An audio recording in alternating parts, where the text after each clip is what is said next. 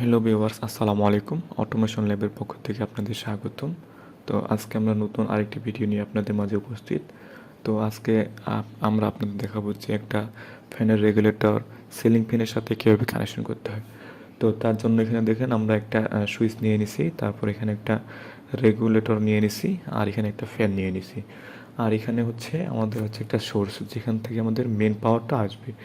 Main পাওয়ারটা নিয়ে আমরা সুইচে দেবো, সুইচ থেকে রেগুলেটরে দেবো, রেগুলেটর থেকে ফ্যানে দেবো। চলুন দেখা যাক।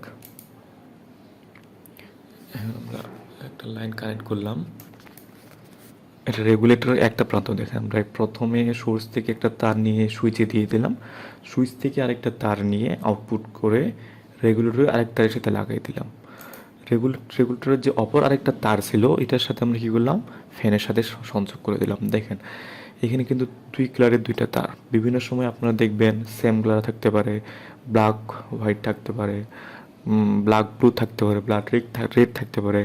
সেটা কোনো বিষয় না, আপনার যে কোনো একটা তার, একটা সুইচের সাথে লাগাবেন, আর একটা ফ্যানের সাথে লাগাবেন। এটা রেগুলেটর কানেকশন। তারপর আমরা দেখেন এখানে আমাদের যে নিউট্রাল ছিল, এই মেন নিউট্রালটা আমরা ফ্যানের নিউট্রালের সাথে সংযোগ করে দিয়ে দিলাম।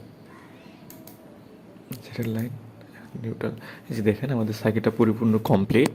তো এখানে আমাদের হয়েছে যে আমাদের সোর্স থেকে একটা ফেজ, যেটা ফেজটা আমি নিলাম সুইচে ইনপুট করলাম, সুইচ থেকে আউটপুট করে ফ্যানের রেগুলেটরের এক প্রান্ত, রেগুলেটরের অপর প্রান্ত আমরা কী করলাম, আমরা এই যে ফ্যানের সাথে সংযোগ করে দিলাম।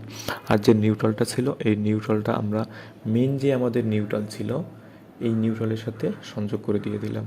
তাহলে যখন আমরা প্রেস করব, তখন এর মধ্য দিয়ে কারেন্টটা ফ্যানের কাছে যাবে।